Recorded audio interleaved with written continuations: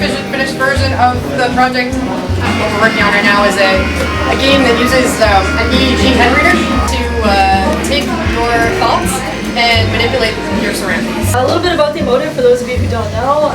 Here some people actually have an emotive, which is really cool. But just a little more about it. The emotive has 4 different detection suites. It detects your mood, it can detect your facial expressions, your head movements, and your thought patterns. And we take advantage of all 4.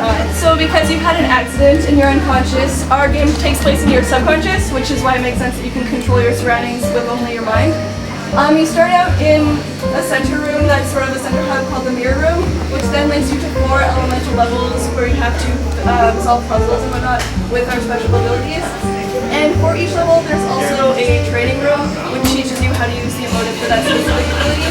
And then once you've done all that, there is a final boss death level that uses all of the emotive capabilities to beat the game. So that was a pretty quick overview. Does anybody have any questions for us before we do a little demo? Or is it okay if we do a demo? Do we have time? Oh, yeah, totally. Yeah? Okay. I was just gonna say, what did you find more challenging, like working with Unity or working with like the emotive stuff? And I don't know how much like experience you guys had with either of them before you started programming. We had 0 experience. We started off, Tamara and I are both the programmers. We started off doing both, and then we kind of branched off. Tamara did a lot of the emotive programming, and I did a lot of the front end Unity programming. There's a big learning curve because we had to acquire like the emotive API, and we had to dissect their DLLs and libraries and stuff. And we ended up forming like our own kind of library and classes and stuff for dealing with all like the cognitive suites and affective suites. So yeah, I don't know which one was harder because we kind of went separate ways, but we definitely were able to learn them. So. As far as jumping into Unity, do you have any suggestions for people that like thought about trying it out? Like, did you guys like just work through the tutorials online, or? Yeah, I just learned like last summer just by doing the online tutorials and just by doing it more and more. Like even now, like we're working on the last level you saw there, the fire level, and I'm going through and I know so much more now. And I programmed the water level like last September, and I'm looking back and looking at all my mistakes and stuff. So like, but it was definitely like very easy to learn. Like I recommend it for anybody. Yeah, you recommend it? Yeah. The Unity forums also provide a lot of feedback, so if you have any questions, chances are you can look it up on the forums and there's probably an answer for it. Or you can post it. Answers come really quick from people, so it's really friendly to use. I have a question. The control inputs, are they typically like Boolean, like it's either the activity's happening or it's not, or do you have some sort of analog way to read it? Yeah, it's a scale of like your, say you've trained the action push. It detects whether you're it's like 100%, you're thinking it. Yeah, it's like a signal string. So it's definitely close. And do you use that in the game design as well? Yeah, depending on the level, we'll say, okay, you need to get like 60% concentration level in order to trigger something to happen.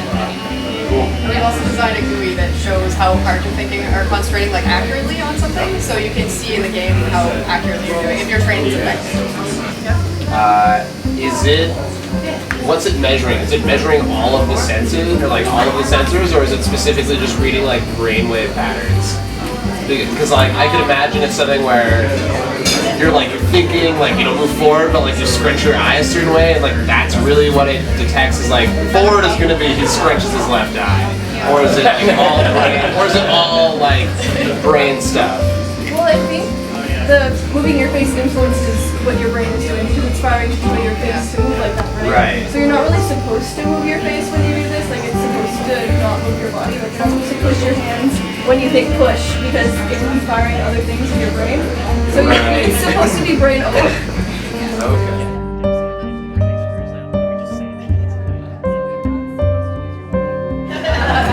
Now that I actually have it on, this is what it looks like when it's on completely.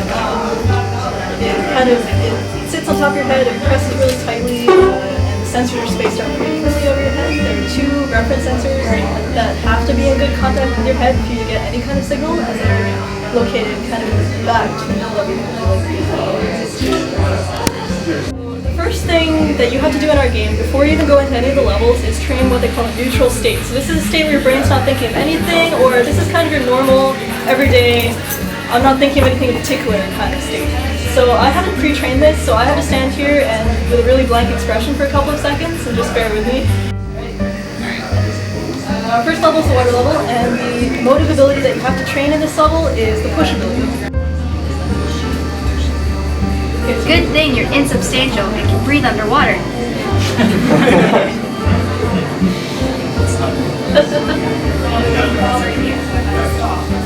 you have to push the pillars to get out of your way, and then you take it on you. And then you have these mermaids that you can look at. I think you guys are most. So, I don't know if you can see my face, but...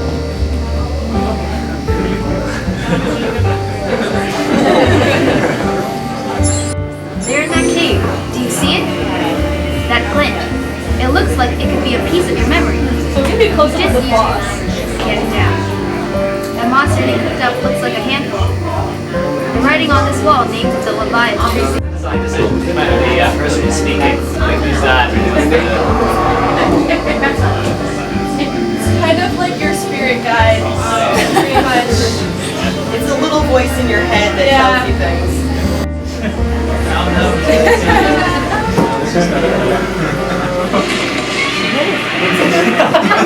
There it is. Go get it. We want it to be non-violent. I don't know if you're really issues with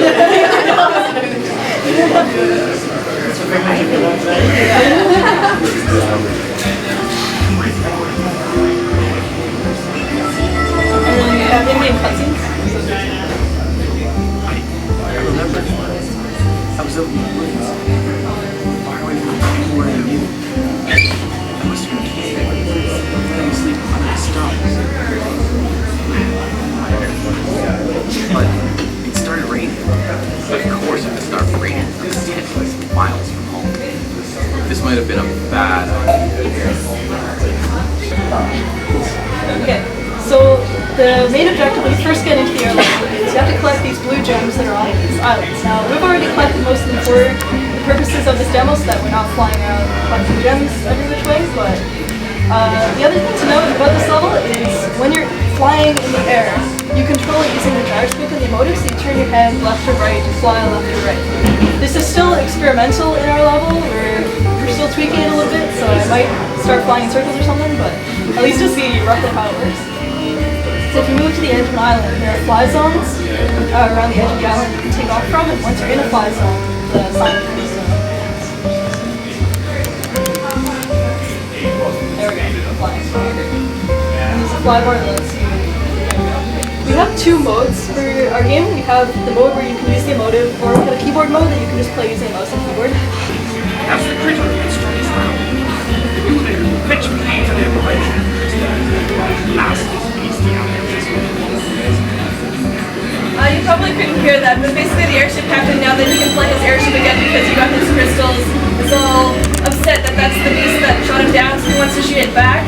So you just need to collect these lightning crystals so he can fire his lightning cannon at it. So just sort of dodge the fireballs and collect the crystals.